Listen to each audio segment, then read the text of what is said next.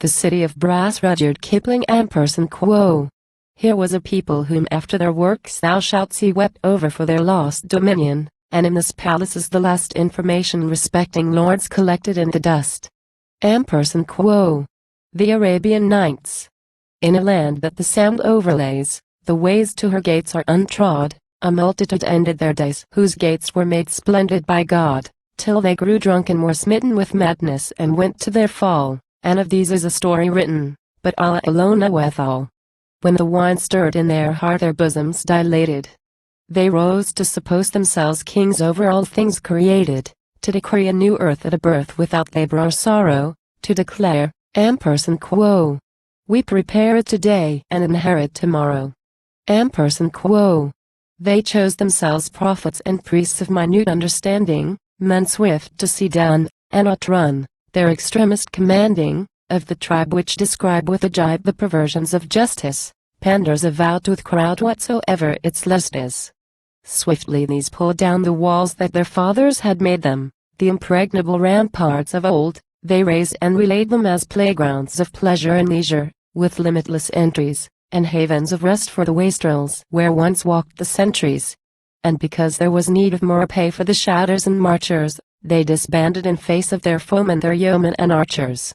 They replied to their well-wishers' fears, to their enemies' laughter, saying, Quo. Peace. We have fashioned a God which shall save us hereafter.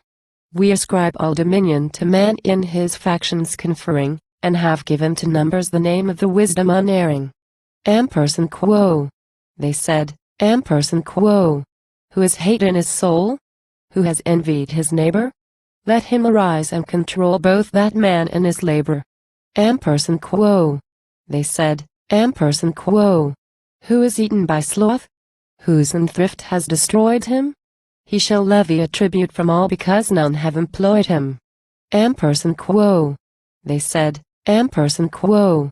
Who hath toiled, who hath striven, and gathered possession? Let him be spoiled. He hath given full proof of transgression. Quo. They said, Quo. Who is irked by the law? Though we may not remove it. If he lend us his aid in this raid, we will set him above it. So the robber did judgment again upon such as displeased him, the slayer, too, boasted his slain, and the judges released him.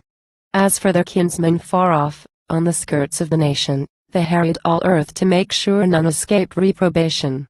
They awakened unrest for a jest in their newly won borders, and jeered at the blood of their brethren betrayed by their orders. They instructed the ruled to rebel, their rulers to aid them. And, since such as obeyed them not fell, their viceroys obeyed them. When the rioters set them at naught they said, Quo. Praise the upheaval. For the show in the world and the thought of dominion is evil. Quo. They unwound and flung from them with rage, as a rag that defied them, the imperial gains of the age which their forefathers piled them. They ran panting in haste to lay waste and embitter forever the wellsprings of wisdom and strengths which are faith and endeavor. They nosed out and digged up and dragged forth and exposed to derision all doctrine of purpose and worth and restraint and prevision, and it ceased, and God granted them all things for which they had striven, and the heart of a beast in the place of a man as heart was given. When they were fullest of one and most flagrant in error, out of the sea rose a sign, out of heaven a terror. Then they saw, then they heard, then they knew, for none troubled to hide it, a host had prepared their destruction, but still they denied it. They denied what they dared not abide if it came to the trail. But the sword that was forged while they lied did not heed their denial. It drove home, and no time was allowed to the crowd that was driven. The preposterous-minded were cowed, they thought time would be given. There was no need of a steed nor a lance to pursue them. It was decreed their own deed, and not a chance, should undo them. The tares they had laughingly sown were ripe to the reaping. The trust they had leagued to disown was removed from their keeping.